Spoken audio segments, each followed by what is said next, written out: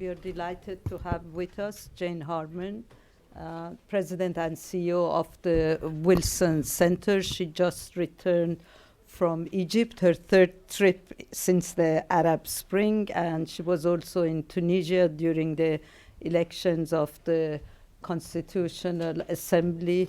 Jane is going to share with us her impressions from her recent trip in Egypt, but she can't stay, unfortunately, because she has a lunch. Jane, you have Thank the you, floor. Hala. Hi, everybody. Welcome back to the Wilson Center. I think you all know, and I know our presenters know, and in fact, some of them actually work here, what an extraordinary Middle East project we have and how much careful work we do to present in an unbiased form what the developments are and mean in the Middle East. I'm sure this is true of many of you too, but I am passionately interested in the Middle East. When I was a member of Congress over 9 terms, I made 25 trips to the region. That was not enough, but I ran out of time, and I also was raising children, and my husband was very inconvenienced by all this, so I would have gone more. And in the last year, as Hala said, I've been to Egypt 3 times. I've been on a separate trip to Tunisia. I'm planning to go to Israel in the next few months and back to the region as often as I can. So I just happened to be in Egypt for 4 days when the Gaza event occurred. It was fascinating to be there. I came back before the latest issue had arisen about the Constitution, but while I was there was discussion about it. And I had high-level meetings with the SCAF, General Al-Azhar, who's now number 2, with the President's office, with the liberal and secular community, numbers of people, all talking about, and with the business community, all talking about what's going on and how it will go. And I was in a pretty good position to watch the effort that the Morsi government was making to help negotiate a ceasefire in Gaza. And I was very impressed by that.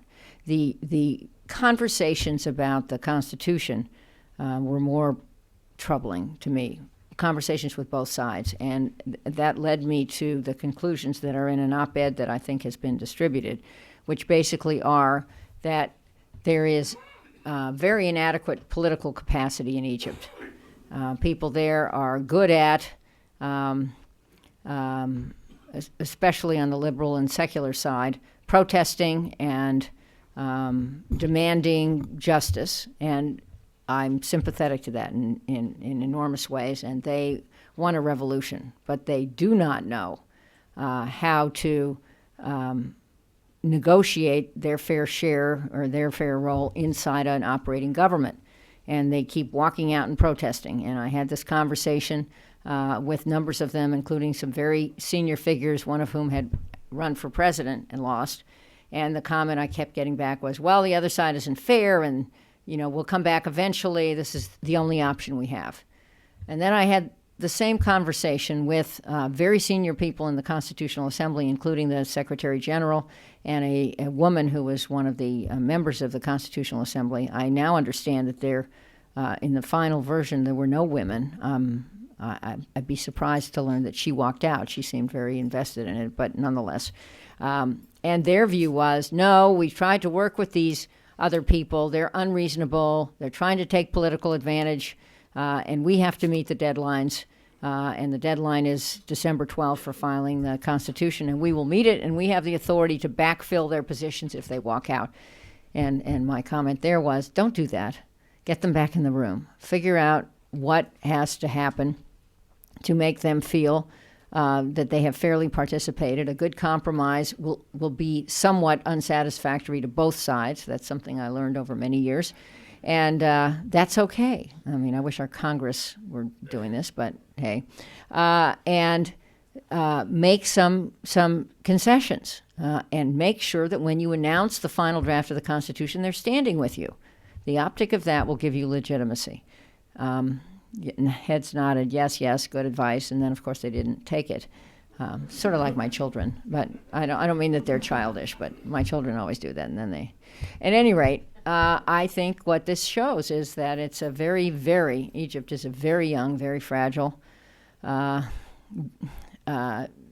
democracy in its earliest stages, and that this kind of interaction is not well understood by either side. And there aren't just two sides. There are lots of liberal and secular groups. The demonstrations are not a monolith, but this latest turn leaves me troubled and worried that neither side is listening. So I hope this meeting will generate some very positive ideas. I know my friends Robin and David have figured it out, and they'll tell you the best thing to do. But I continue to be fascinated by Egypt. The stakes are so high. The largest Arab democracy, 80+ million people. It is the bellwether. If Egypt can get it right, then there is hope that the region can get it right. One size doesn't fit all. There are some hopeful developments in other countries too, I would say, in Libya and in Yemen, and even in Syria, in terms of the opposition now becoming more responsible, I think, and more inclusive, I think. But be that as it may, I think Egypt will set the tone. And finally, I think that Morsi has an enormous opportunity on the world stage. I don't know. I think he, because of where he sits, could, and because of the Brotherhood's connection to Hamas, could, if he chose to, and I would, this may be a bridge too far, but I'll just say it, if he chose to play a singular role in moderating the behavior of Hamas, which is pleased with how the Gaza ceasefire turned out and pleased with the support that it got, but a moderating influence on Hamas so that maybe there could be a Palestinian government, including both Hamas and Fatah, and maybe in order for that government to sit down with the government of Israel, it will have to renounce violence and recognize Israel. But if that could happen, and if maximum pressure could be put on Israel, which is the other piece of this, and I think our government should help with that, the U.S. government, then maybe we can finally get to the two-party talks and the two states that I think are the only sensible way forward in a region that has forever just seen violence and disappointment.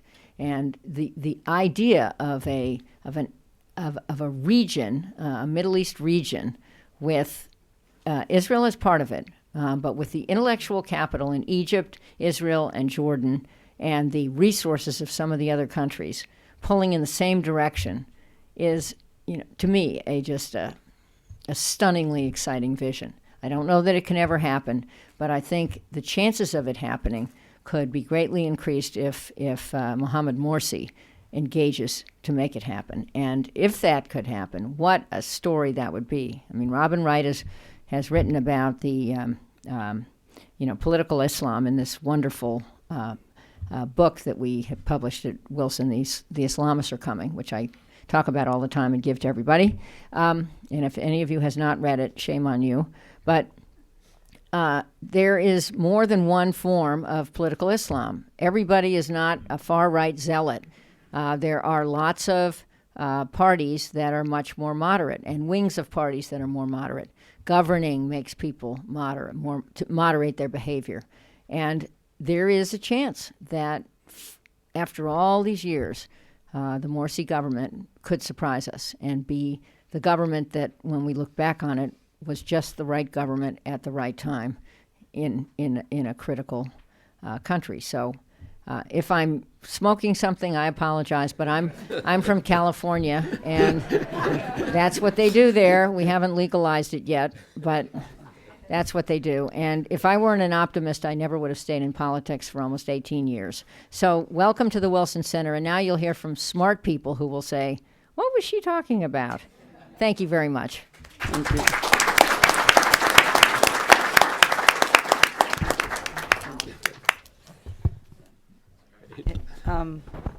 This is the first of two meetings that we are going to host at the Middle East program on who leads the Arab world. We thought we start with the three Arab countries, Saudi Arabia, Egypt, and Qatar, who has become players in recent years and an important players in the region, and then move on to have a meeting on Turkey and Iran, who are each in their own way asserting themselves and throwing themselves into Middle Eastern politics. Our first speaker is David Ottaway. He's a senior scholar at the Wilson Center.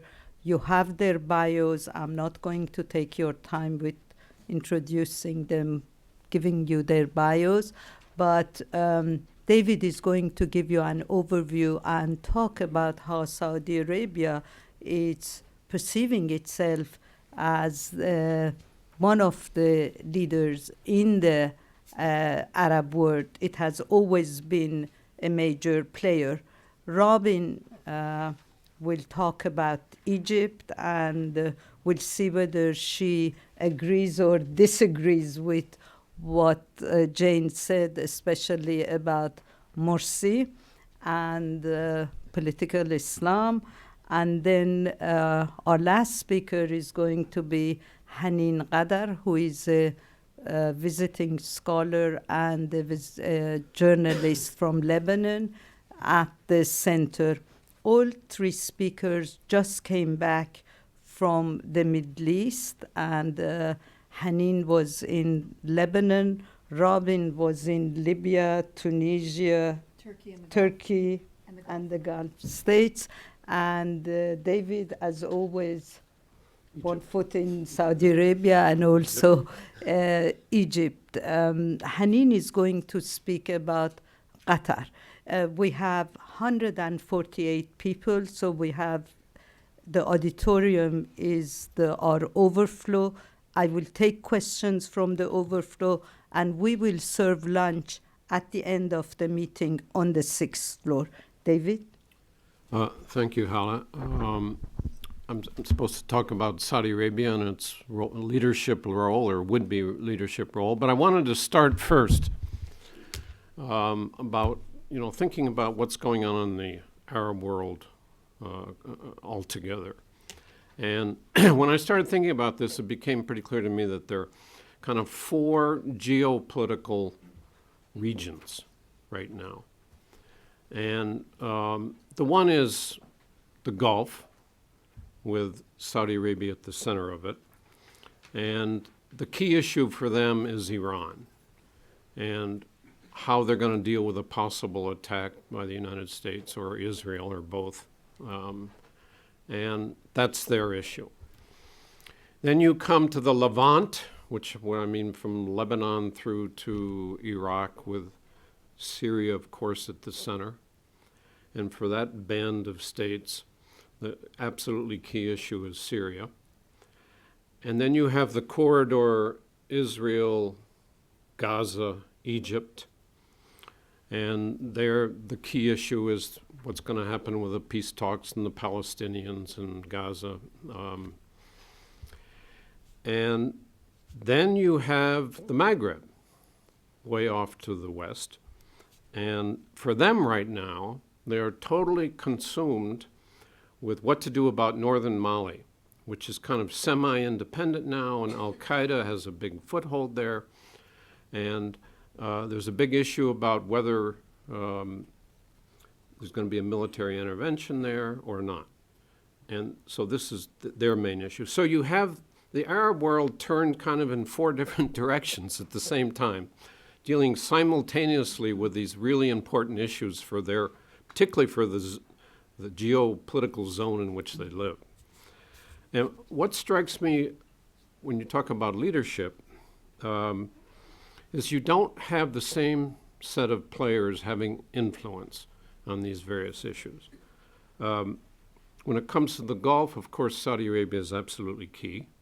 They're the biggest military power. They're the leader of the Sunni Islamic world in terms of religion, etc.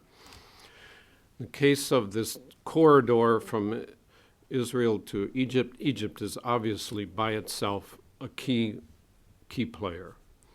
But when you come to Syria, you have a whole host of players, and two of them are not even Arab, Iran and Turkey.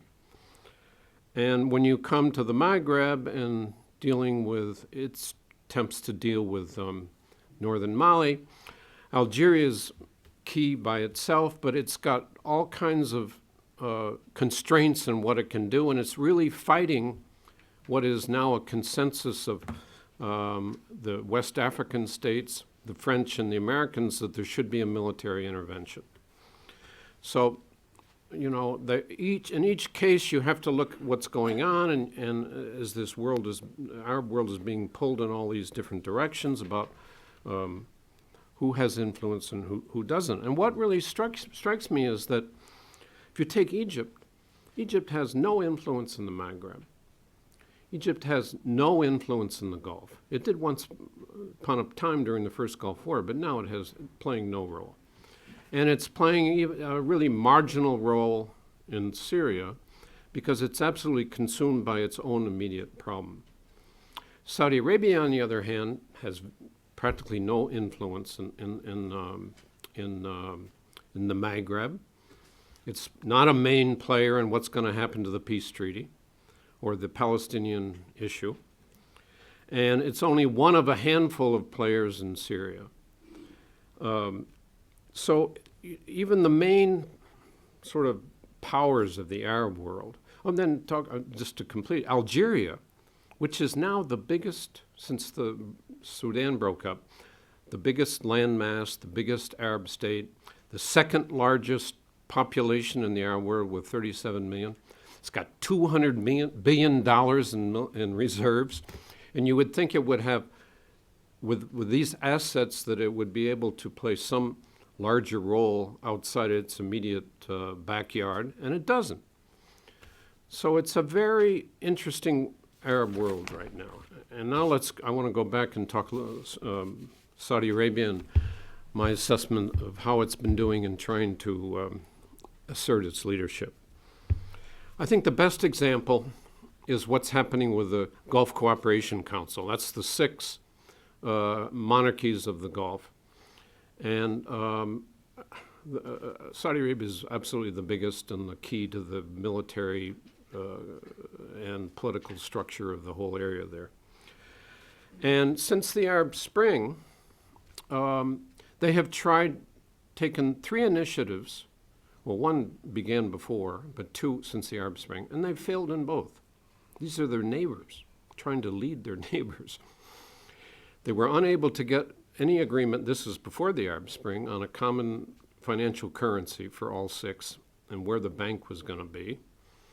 And then at the beginning of the Arab Spring, they came up with this idea of inviting Jordan and Morocco to become part of the Gulf. You know, as far as I know, Morocco's on the Atlantic, but that's, you know, we'll let that. And Jordan to become part of the GCC. That project lasted about 9 months. They put it into a study commission, and nobody's heard anything about it since. And then last year, they came up with this idea we'd have to have unity immediately. So they put a lot of pressure on all their immediate neighbors to form a total unity, like overnight. And there was a lot of pushback from most of their neighbors, except Bahrain, which has special problems and special protection from Saudi Arabia. And that project has gone nowhere. So its ability to exercise its influence, its political influence, even over its neighbors, has been very limited. And its main influence outside its core area has been, of course, its religious Wahhabi outreach. And it has been promoting the Salafis, I mean, all around the world, but certainly in the Arab countries for years and years. And suddenly, because of the Arab Spring, the Salafis are coming to the fore, very prominent, particularly in Egypt, but across the Arab world. And so in a way, you would think that they were in a stronger position than ever to exercise influence.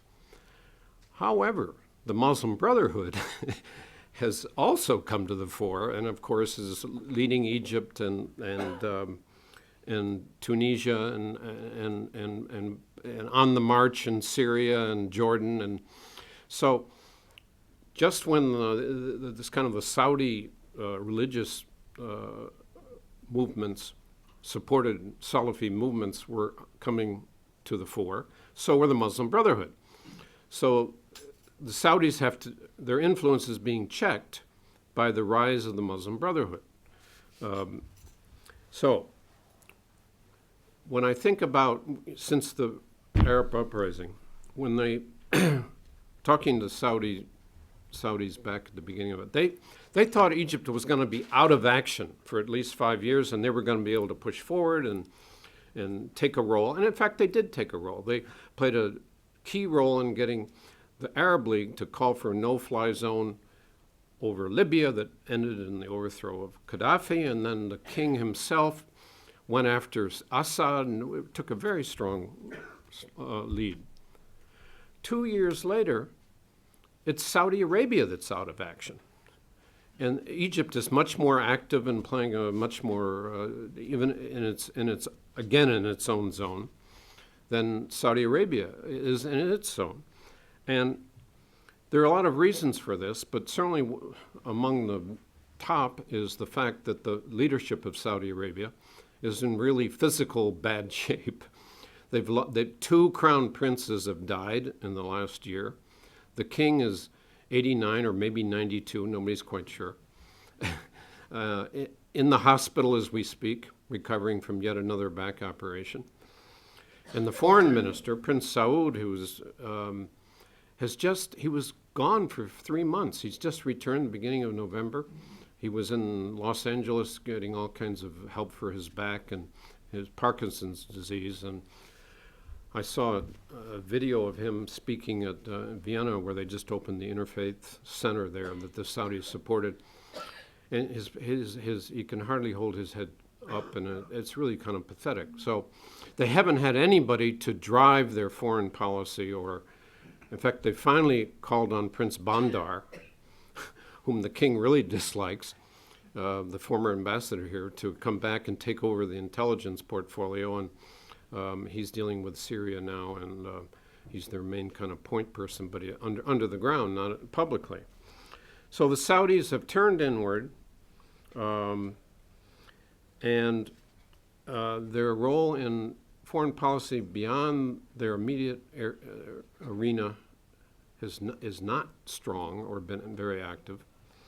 And another thing they've failed, and this is my final point, they've failed to develop any kind of working, strong alliance either with Egypt, Turkey, or Qatar. In fact, they're in competition with Qatar. We'll hear more about that in a minute. So let me end there. Robin? Thank you. No one can overestimate the importance of Egypt.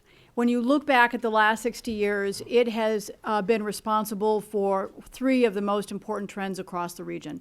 One was the rejection of monarchies, the revolution, and the rise of pan-Arabism under Nasser.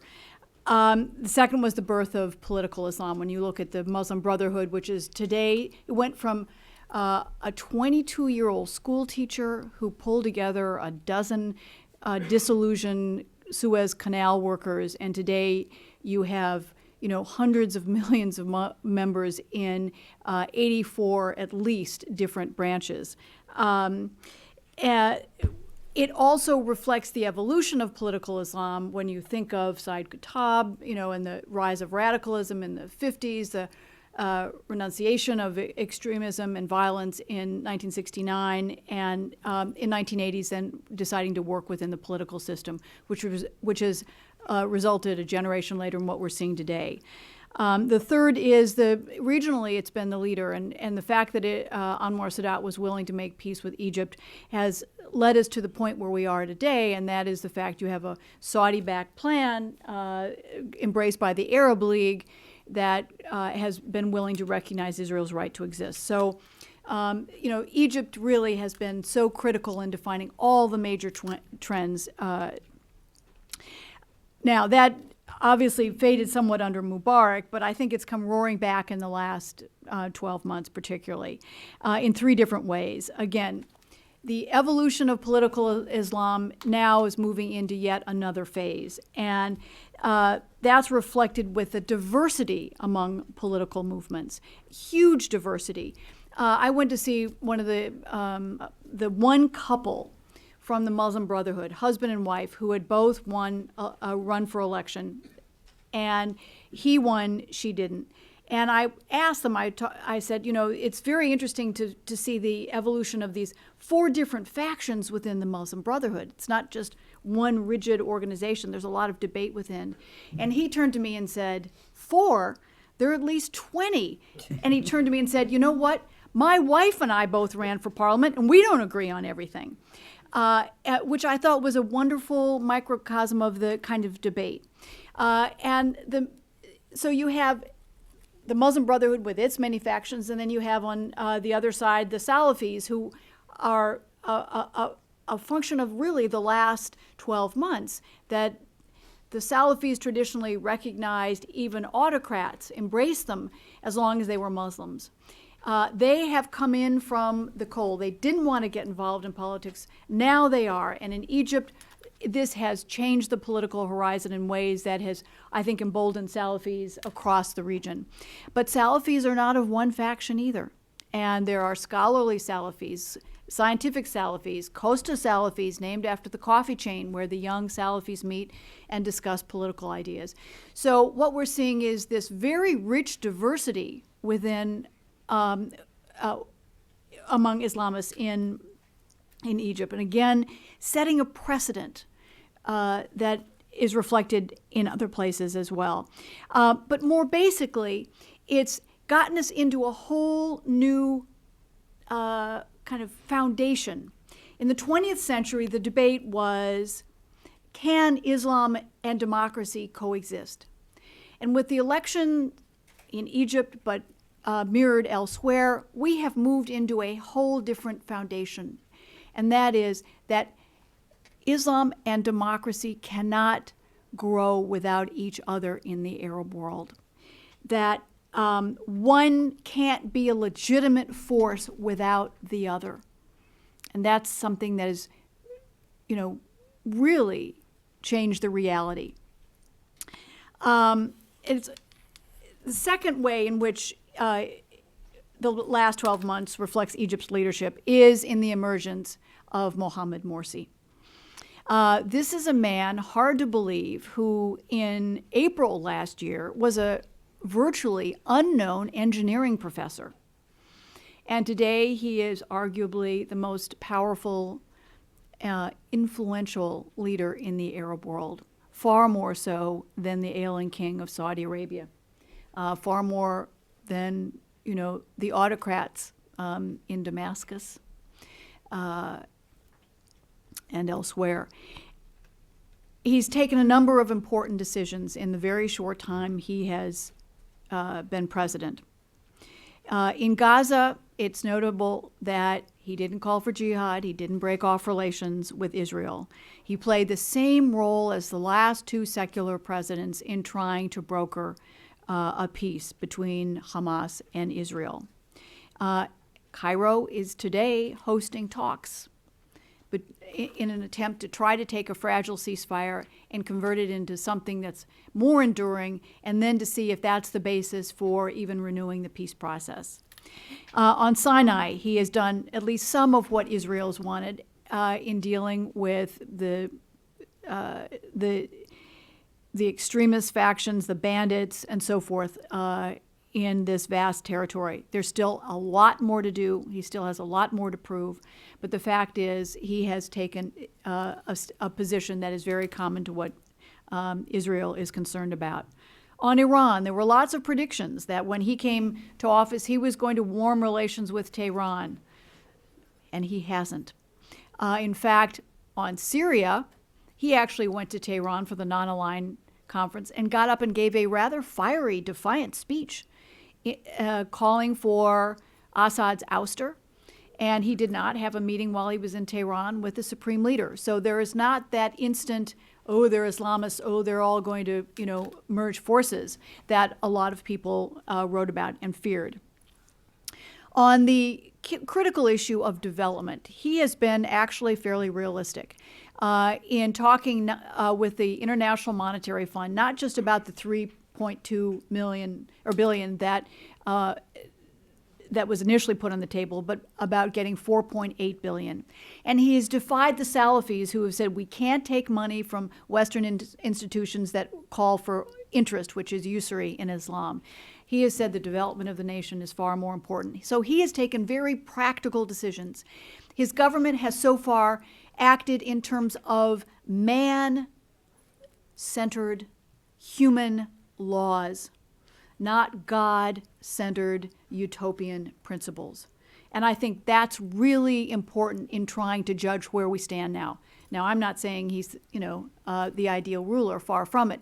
But I think I talked to a senior Israeli official a couple of days ago, and he was saying how, I asked what he thought. He said they've been quite surprised, pleasantly surprised by what Morsi has done. And I think that's true in the United States as well. Now, then we come to the power grab. I think we need to look at the broader context of what happened, why he took this action. Clearly, there are 3 quarters in Egypt that are still either influenced by the previous regime or under the control of those who were once loyal to the regime. One is the military, and probably the most influenced. Second is the judiciary. Egypt has one of the most important independent judicial traditions in the region, but toward the end of his rule, Mubarak stuffed the judiciary with many of his loyalists.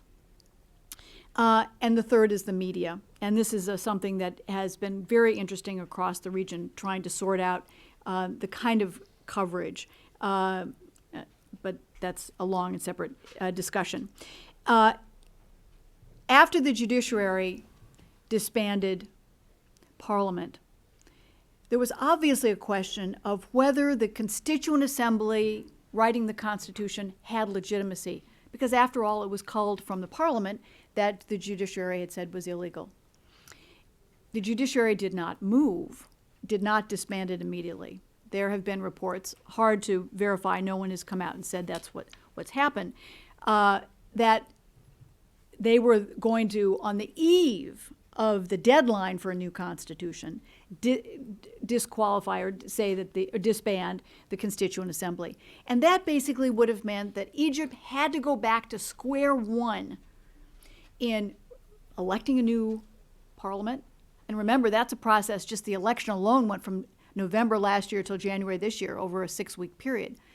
Then cull from that a Constituent Assembly, which was almost certain to be even more disputed than it was the last time around, and then write a new constitution. And that process also would have been more contentious. And you could see the kind of breakdown, gradual erosion of the spirit of democracy. And so it was in that context that Morsi acted. Now, was it the right thing to do? I suspect the way he did it was a colossal mistake. The timing was terrible. And will it backfire on him? Potentially, it could. This, for the first time, has obviously energized secular, liberal, leftist, whatever, forces. Now, that still has to play out. The third way, and maybe the most interesting, is how Egypt has led in writing the Constitution. I'm a great believer that the new order is defined most of all not by who's elected, but by the rule of law, the types of laws that are introduced. And so the Constitution that was passed in the early hours of this morning really are tremendously important in looking ahead. And it was the process by which they came to this constitution, that it was arguably more contentious than what the Constitution actually says. I want to give you some bottom lines on what the Constitution actually does. First of all, what does it do on the system of government? The big debate across the Arab world and countries in transition is, do you have a stronger parliament or a stronger president? And you'd think, particularly after what Morsi has done, that there would be a strong president. Actually, the presidency is weakened. Parliament is stronger. That's really important in putting in context what Egypt has gone through in the past week. Secondly, the military is still very strong. The defense ministry, the defense minister will come from the military. Third, on Islam, it accepts the language from the previous constitution. Now it adds something, but Article 2, the famous Article 2 in Egypt's constitution, has the exact same wording. On human rights, it has provisions against torture and detention. Now, what I thought would be useful for you is to actually give you the language in the old Constitution and the new Constitution, because this is very helpful in understanding the precedent that has been set by the most important, dynamic, and populous country in the Arab world as other countries go through this process. Tunisia is due to have a new constitution within weeks as well. So, on the identity of the state, the new constitution says, well, the old constitution said, the Egyptian people are part of the Arab nation and work for the realization of its comprehensive unity. It is a democratic state based on citizenship. The new constitution says, Egypt is an independent state with unified sovereignty and cannot be divided. Its system is democratic. The nation is part of the Arabic and Islamic nations, the Ummah. It is proud to belong to the basin of the Nile and Africa, as well as its Asian extensions. Article 2 remains the same. The old Article 2 said the principles of Sharia are the main source of legislation. Remember, this was under Sadat.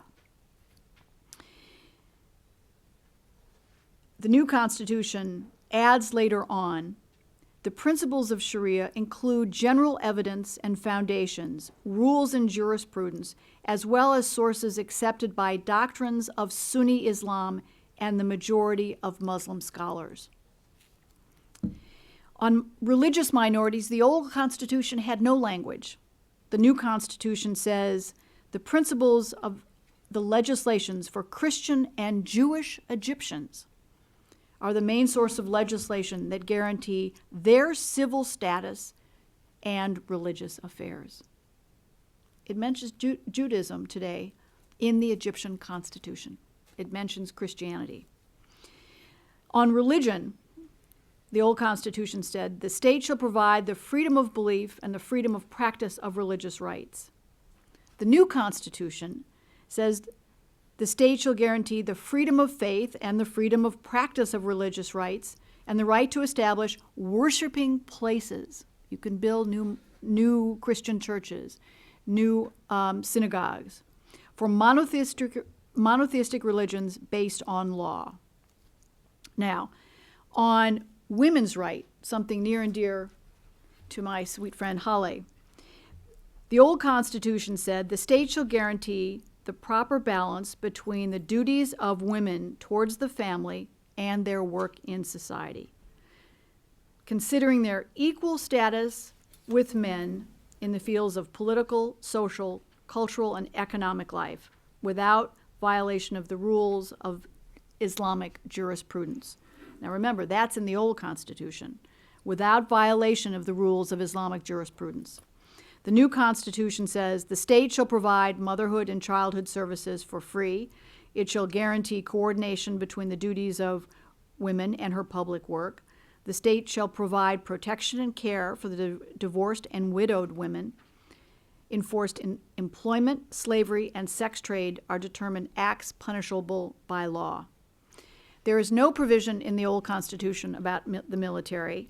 The new Constitution says it is not allowed to try civilians before military tribunals unless in cases for crimes that damage the armed forces. This is critically important because after the uprising, the military courts tried over 12,000 civilians, more than during the entire Mubarak era. And finally, on the media, there was no article in the old Constitution, but the new one says media organizations cannot be suspended, closed, or their assets be confiscated unless there is a judicial decree.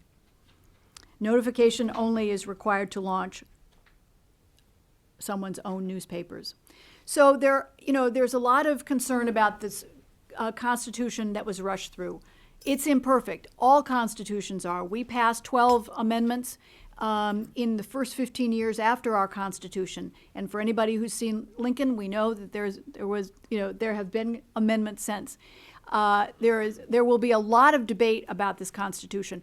But I think Egypt, again, its new Constitution will be very important in setting the tone on these critical issues of women's rights and Christians' rights, the role of Islam and the military, in deciding what happens in the aftermath of the Arab Spring.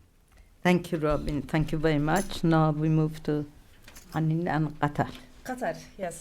Hi, everyone. I'll be speaking about Qatar, but before I start, I would like to share with you a joke that is very common now in the region that will reflect exactly what I'm going to say later. Three Egyptian former presidents die and go in the afterlife. They're talking to each other and they're asking how each of you fell. Jamal Abdel Nasser replies by saying poison. Sadat says assassination. And they looked at Mubarak and he said Al Jazeera. So this is... This joke really says that we really cannot talk about Qatar's role in the region without talking about Al Jazeera. Al Jazeera played a very important role in broadcasting the protests in every country except, of course, Bahrain. And not because I don't really think that Al Jazeera was the only tool for Qatar. Qatar has been a very good friend of Bashar al-Assad, was very close to Tehran and Hezbollah. But after the Arab Spring, Qatar decided to take stands. And instead of investing in countries, post-Arab Spring countries, they decided to invest in parties. In 2006, for example, I was in Beirut during the July war, and after the war was over, I went up to the south to check on my family and my village. And from day one after the war, there were like huge banners all over the coastal road up to the village. Big banners that Hezbollah put up with big words, just thank you, Qatar. Because Qatar was one of the first countries to participate in reconstruction of the South after the war, and they definitely helped Hezbollah a lot in that. But that was a different time. Today, for example, these banners, of course, have disappeared, and the same banners are put up in Tripoli, which is a Sunni city in the north of Lebanon.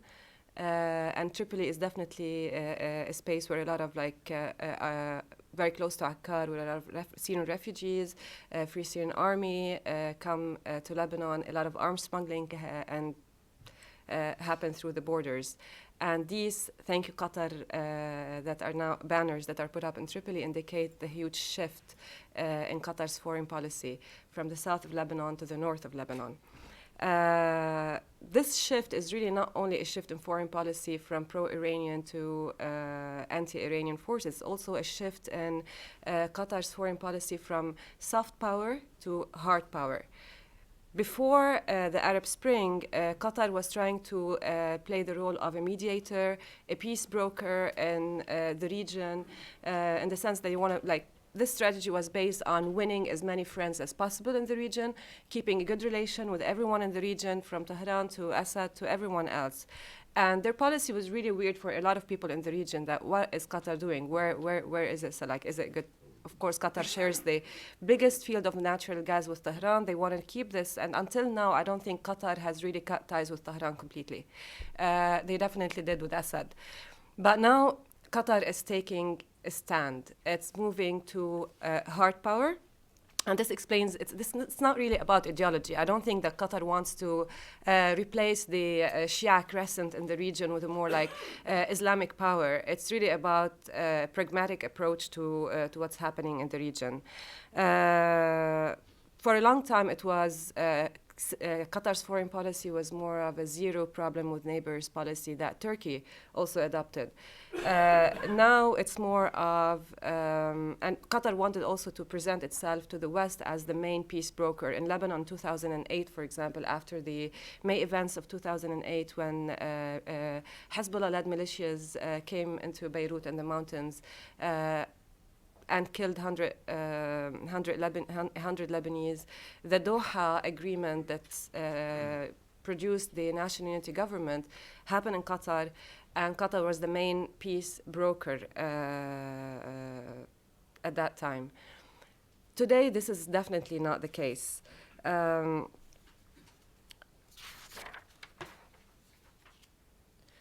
Okay, so the problem is now Qatar is taking sides. It's investing in certain parties, and these parties are mainly the Muslim Brothers.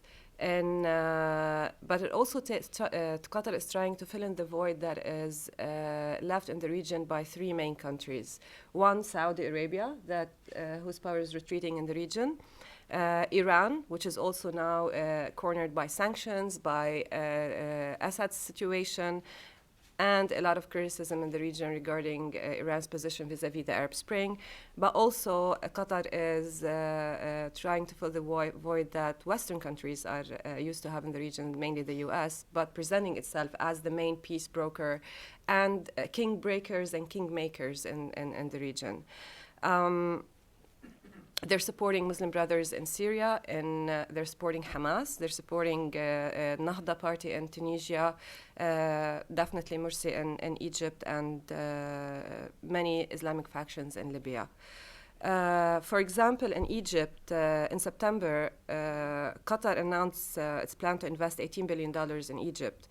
And this announcement came just a week after Morsi made headlines at the Non-Aligned Movement Summit in Tehran, where he announced his full support for the Syrian revolution against what he called an oppressive regime.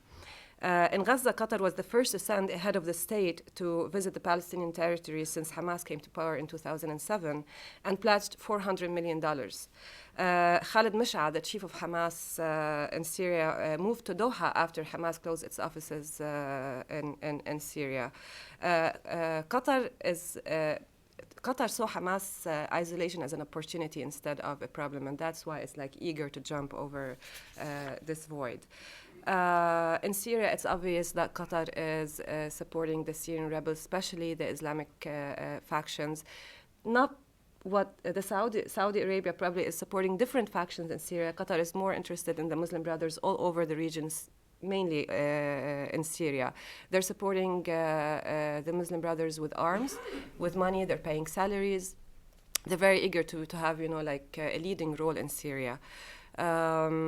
But Qatar's support to the Brotherhood is not because it's trying, as I said, to replace the Shia crescent.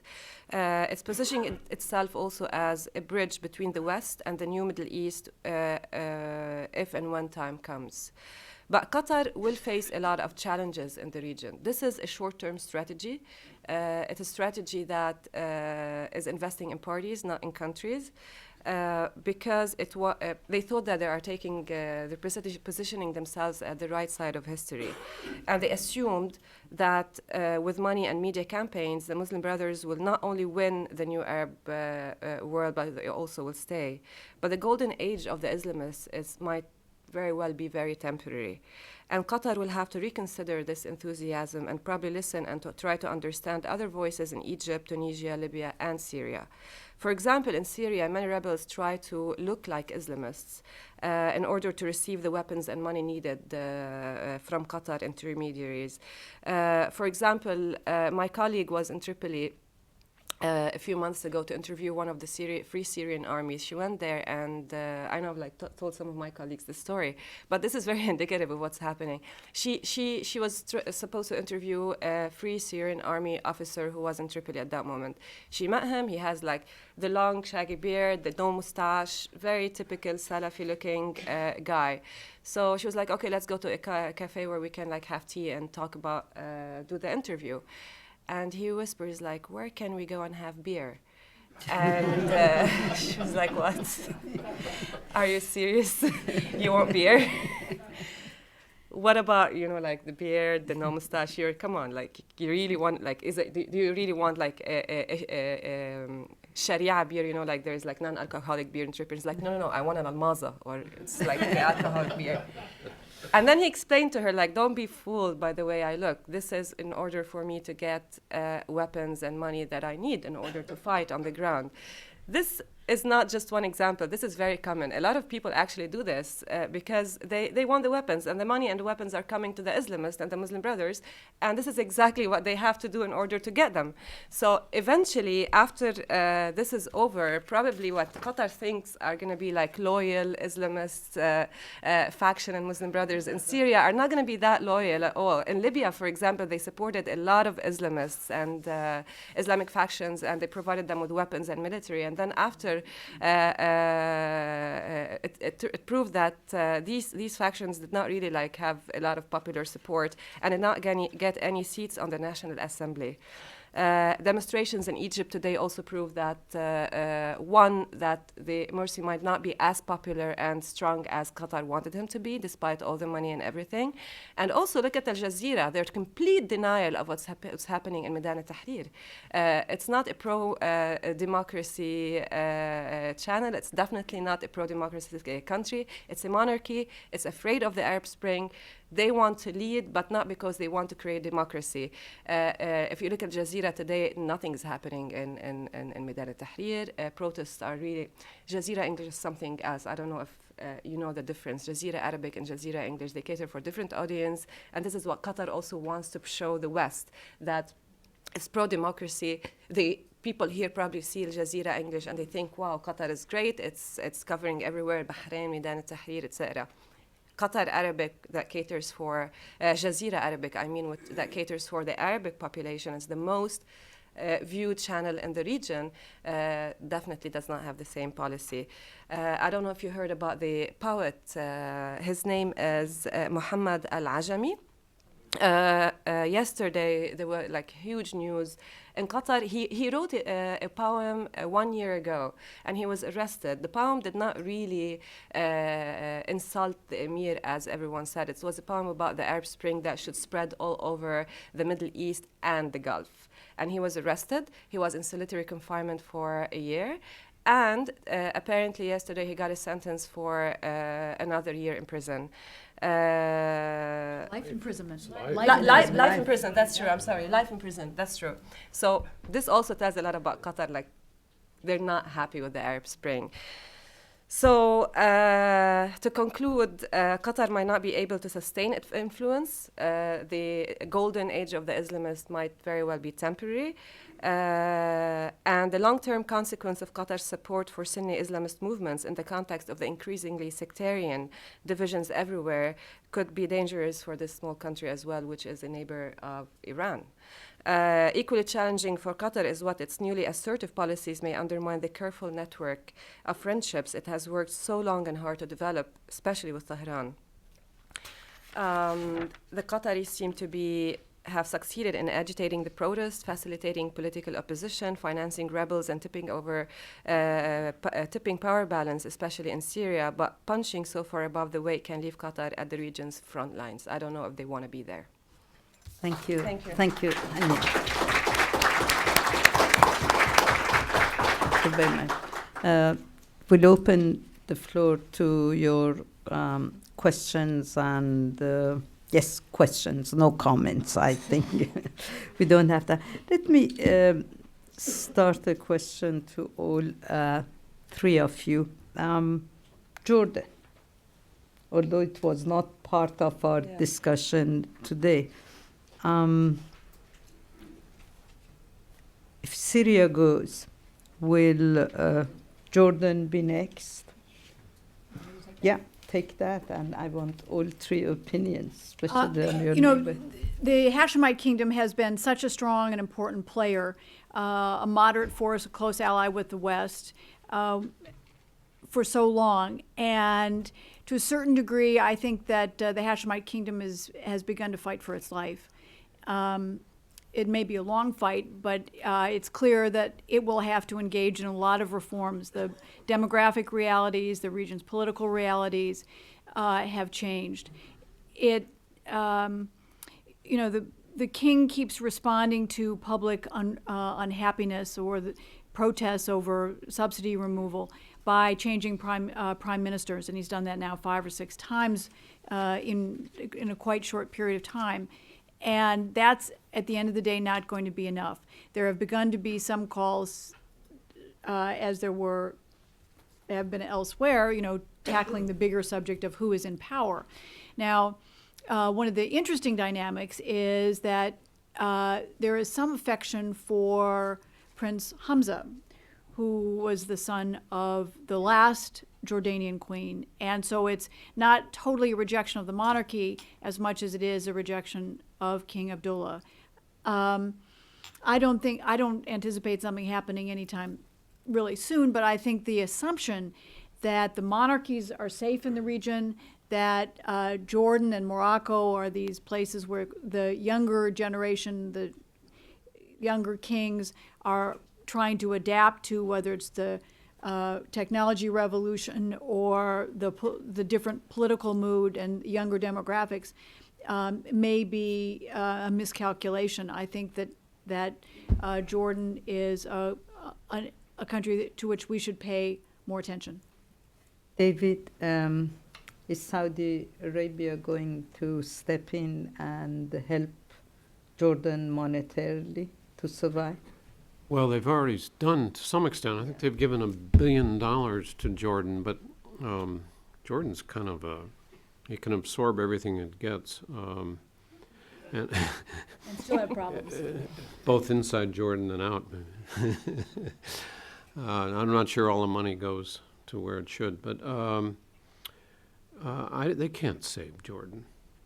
I mean, there are tribal links and that sort of thing, but I don't see how the Saudis can make the difference in whether this king survives or not, or whether it's his brother or, a totally different system.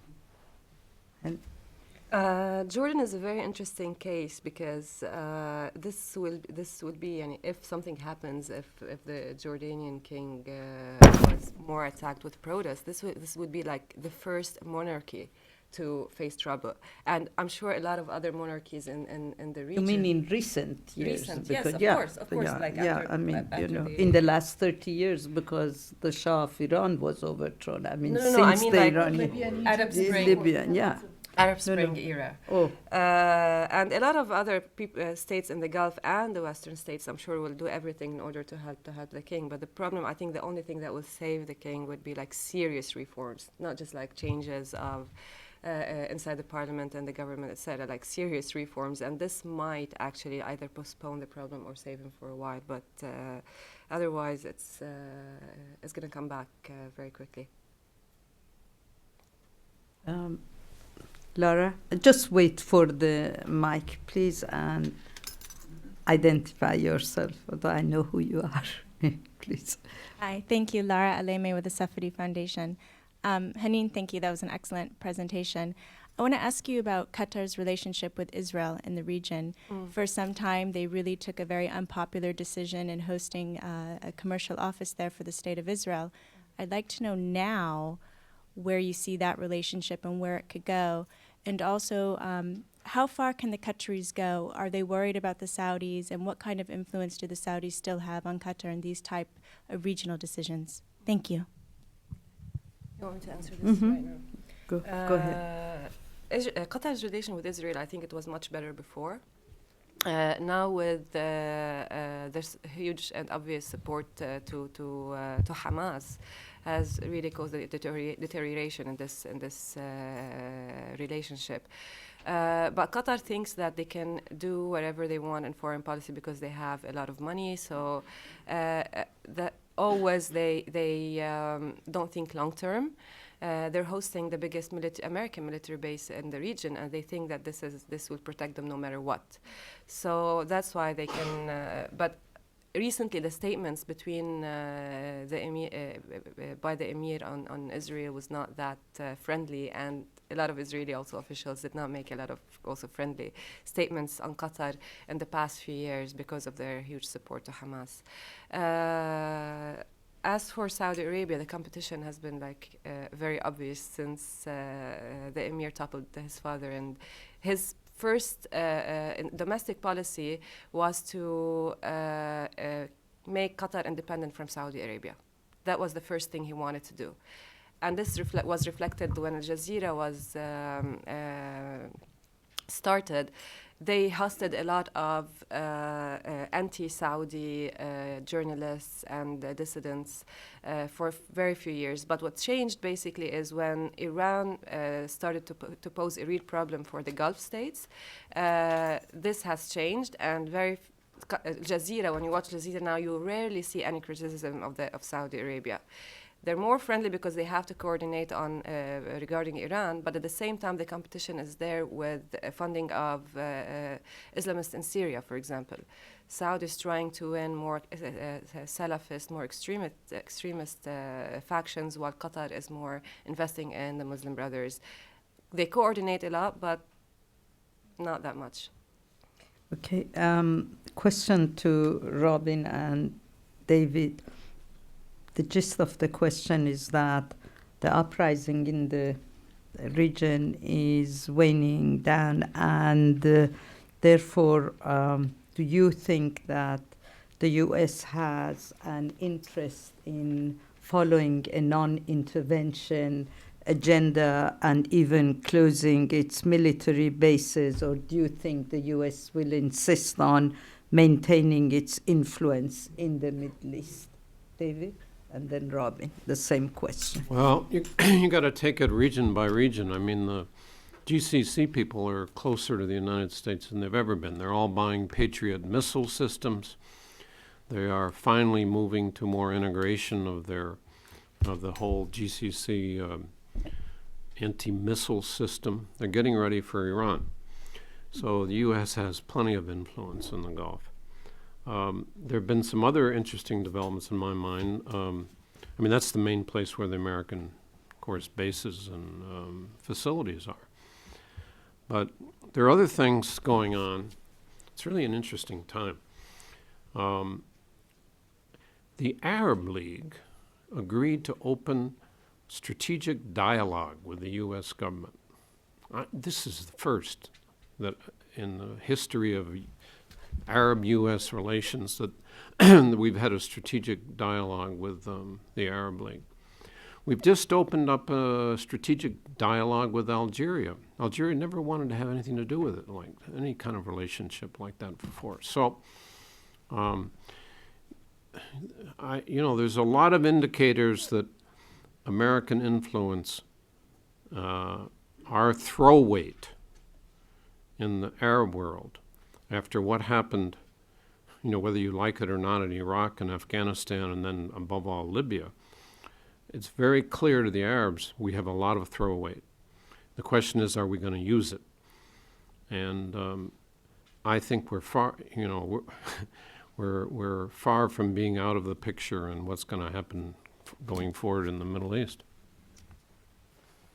2 points. First, on the issue of that the uprisings are waning.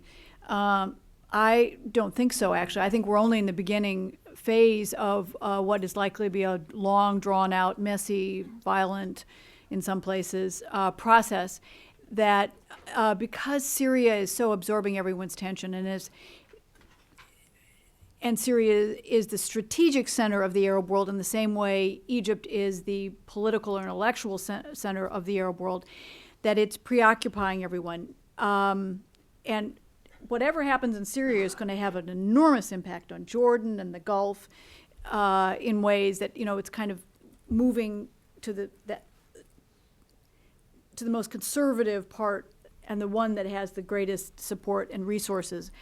So I would challenge the premise of that question. In terms of the U.S. influence in the region, I actually think that for most of this, many of these countries, or many of the opposition movements anyway, this is not just a protest against the current autocrats or the recent autocrats. It is in many ways seen as part of a bigger historic chapter defined by the Western colonial intervention, and that this is the closing chapter, and they believe that they've seized control of their political environments, their governments, their ability to chart their own future, and that the United States will find it has less influence across the region. It's a function of where the United States stands worldwide in the post-Cold War world. That unipolar moment has gone, and it's true in the Middle East for its own reasons, but true in the wider region as well, that the reasons that we will have influence will be more because of economics than politics, I think, for the immediate future. Yes, please. Just wait for the mic. We have a lot of questions from the overflow and here, so please keep your questions very brief. Yes, please. Okay, thank you. My name is Nate Grubman. I work for the Journal of Democracy. I want to thank all the speakers for really thoughtful comments. My question is about Yemen. Given this identification of Iran as the main priority for the Gulf, and given some of the comments by the Yemeni president when he was here in this building about how Iran may be trying to establish a foothold in the Gulf in Yemen, how concerned are countries like Saudi Arabia and Qatar about what's going on in Yemen, and what can they do to support, what are they doing and what can they do to support a durable transition there? David? Although we will have a meeting on Yemen, on Iran, sorry. You go back to the fighting with the Houthis back a year or two ago, and there was an attempt by the Saudis and the Gulf generally to cast the Iranians were behind the whole thing and providing aid, etc. I can remember distinctly the U.S. government looking at this issue and finding no evidence of Iranian military support for the Houthis. Whether it's true or not, I don't know, but that's what the U.S. government concluded. It's certainly tempting for the Iranians to find backdoor way to get into Saudi Arabia. And the Saudis are very concerned about it, and they're putting a lot of money into the stability of the new government. They were behind the agreement to get rid of getting Saleh out of power. Unfortunately, he's still there in Sana'a, causing a lot of trouble, and his sons are, the game isn't over. But the Saudis are supporting the quote-unquote new government, and they're really worried about it because of the border, and the border is still very porous, much more porous than the Iraqi border. And they arrest a lot of people coming in from Yemen, not only with hashish and drugs and guns, but also guns and terrorists trying to come into the country from there. So Three questions about Morsi and Egypt, so each of you can step in with an answer. First, why did Morsi honor the heads of the Egyptian judiciary when short time after he came into power, and now he is attacking them? Number one. Then, does the recent anger in Egypt over Morsi's expansion of power put the new established government at risk? Number three, this undemocratic nature of approach to this recent act of grabbing power, what would have been the right way if Morsi wanted to, take over? And finally, again, Egypt, to all three of you, how is the secular and moderate faction in Egypt going to respond to this constitution that is going to be put in the referendum? Robin, let's start with you and then move to Haneen and then... Is the government at risk? Oh, absolutely. I'm not sure. Morsi said, I think this morning, that they would look at, that Egyptians would look at this after the referendum in a couple of weeks.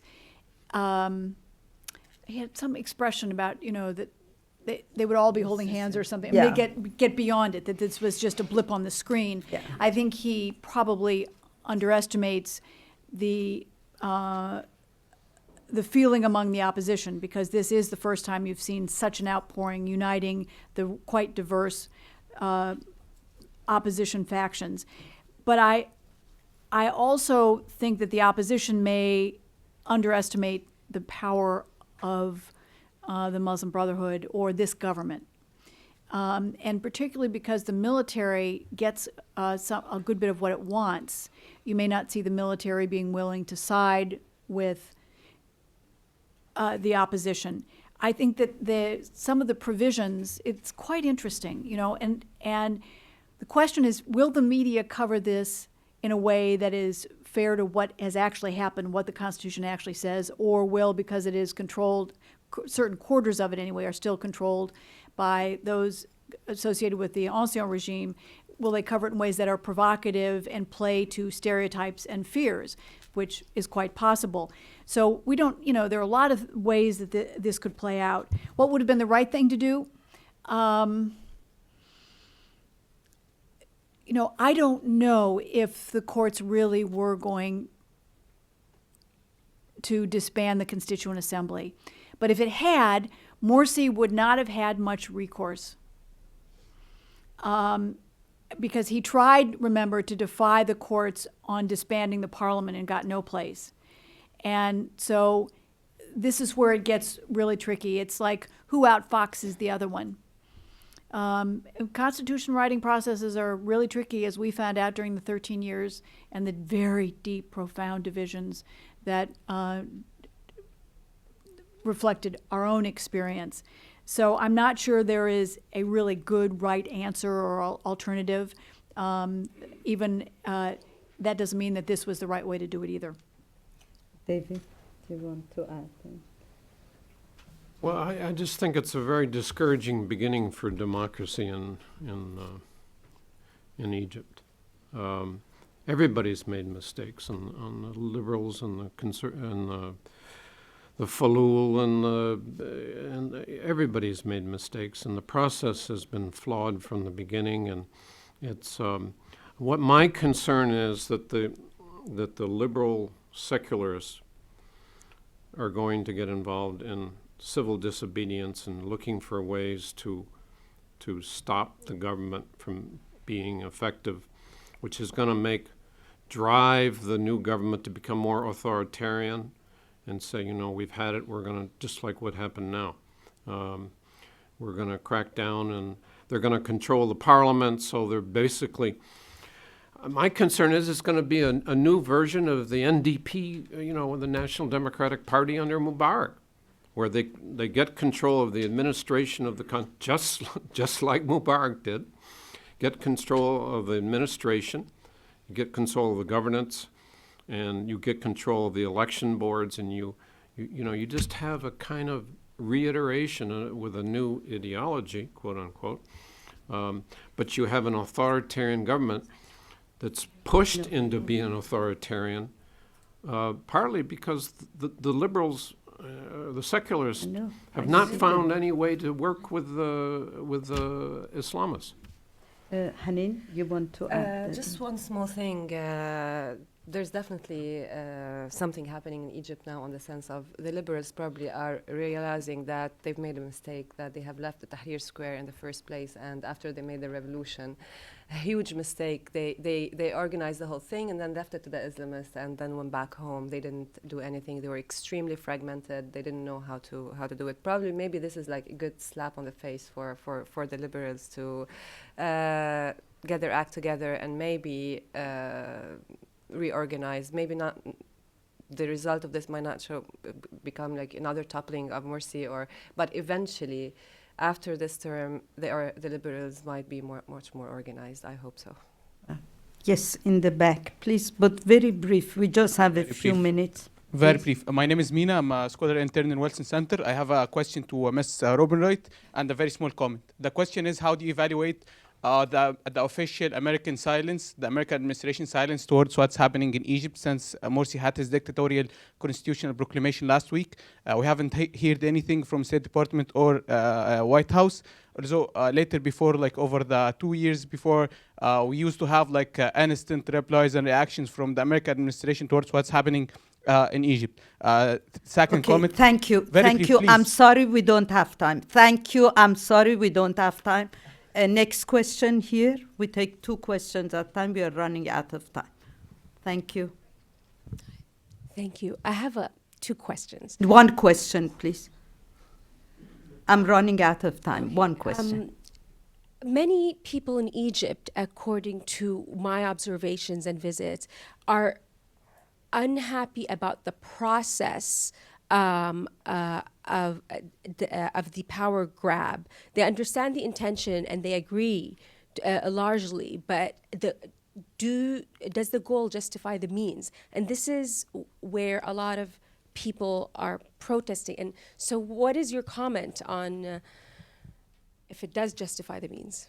Okay. And what would be the alternative in an ideal world? Like, how could he have achieved the objective? Thank you.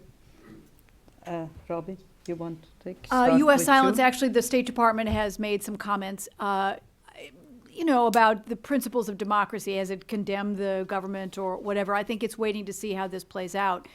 It has some tough choices to make. One of the most interesting things that happened was this close relationship that developed between President Obama and President Morsi during the Gaza crisis, in which they talked regularly, and in one case twice in a single day.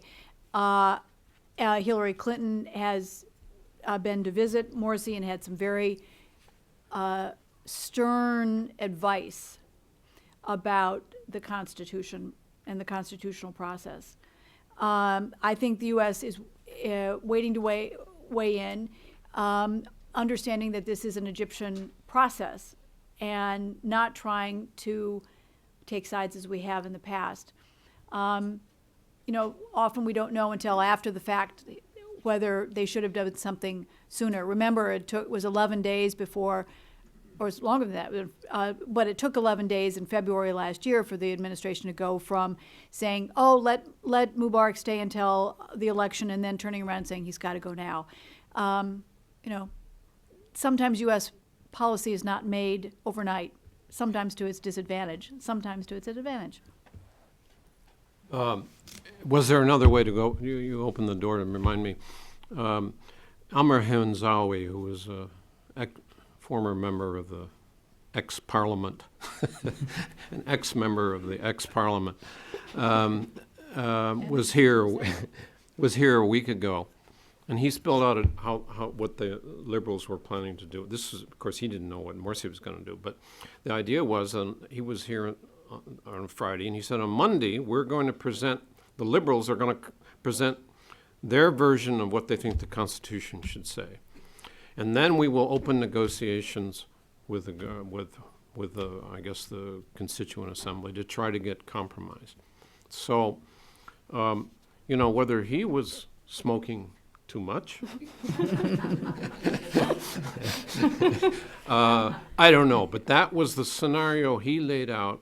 Exactly about a week before Morsi came out and said, no, we're going to do it our way. Can I just add something very quickly, and this is to Hanan's point.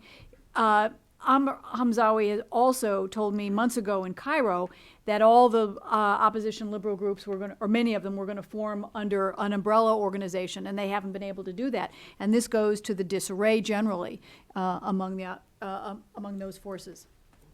Okay, I'm going to take the last question from the overflow, which has to do, I'm going to combine both questions, and each of you should comment on it, and then we'll close the session. The question is, will anyone care about the Gulf and Saudi Arabia once the oil dries up? That's number one. And the second question has also to do with Saudi Arabia, which is a question also relating to the rest of the region. Saudi Arabia has a young generation of people who are very savvy in technology, engineering, sciences, and so on, which are critical for the Saudi economy. So therefore, the country is ready also for a major change. Do you think what is going, I mean, can you guess what will happen in 10 years' time in Saudi Arabia, given that all these rulers in their 80s and 90s and 70s will be gone? So all three of you should comment on that, and then we will close the session. Honey, let's start with it. Okay, I thought David is going to start. He's the expert on Saudi Arabia. I don't see these changes that are happening so fast in the Arab world. Like, they're definitely going to get to the Gulf one way or another, and Saudi Arabia is not an exception. I would hope so. I would definitely think that this young generation, like, if you look at the details, the small details like women movements, young people, the country is now much more exposed than before. They cannot keep the country closed and looking inward all the time. They with the internet and people traveling, with women knowing what's going on, things are going to happen, but might take some time. But there's no way things will stay the same in Saudi Arabia or other Gulf countries. A couple of quick points. First, the United States is soon going to be energy independent, which will, in theory, give us greater freedom. But the reality is all of our allies still rely heavily on Gulf energy.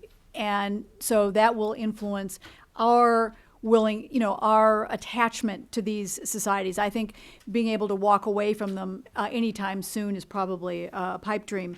On the issue of the young, yes, the shocking thing about Saudi Arabia is that unemployment across the board officially is 12%, but among the young, it's 40%. And there is a real discontent, particularly because a lot of them have educations and they all feel entitled to something meaningful in their life and something financially productive. And Saudi Arabia can't provide it. And the government cannot continue to inject $136 billion on a regular basis, as it has for a country with a population of, 27, 29 million, especially with the price of oil expected to go down. It can't sustain that. So the volatility issue.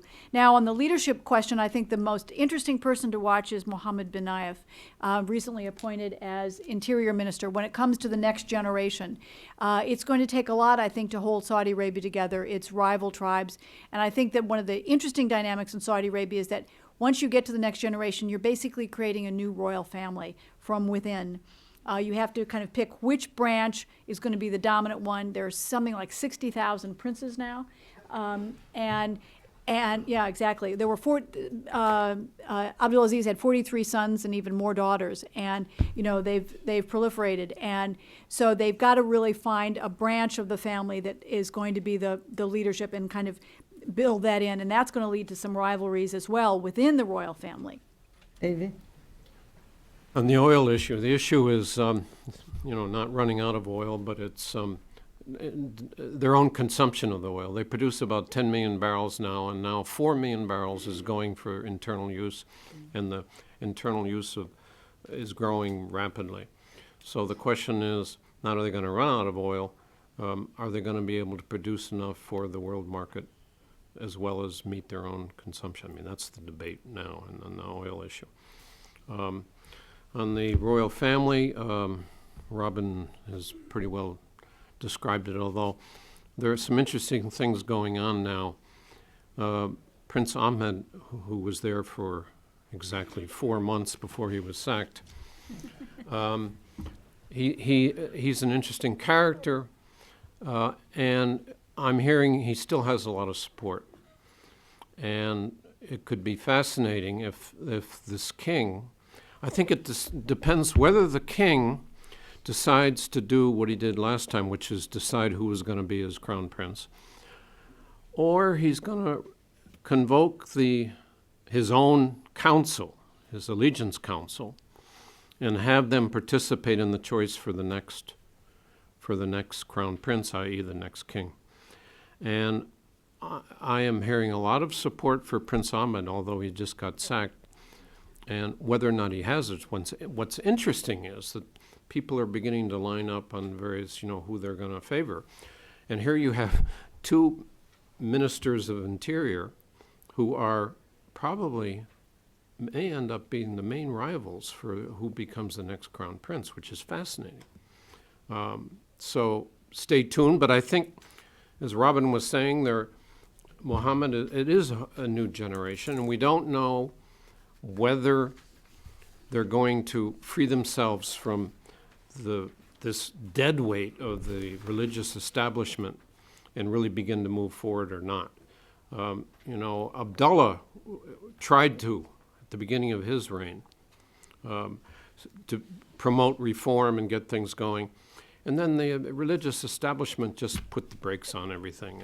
And they're very powerful in that country. So whether this new generation is going to break out of this Wahhabi straitjacket and start, instituting the reforms, the election of the shura, a bigger role for women, et cetera, I don't know. And we'll have to wait and see. Please join me in thanking our speakers.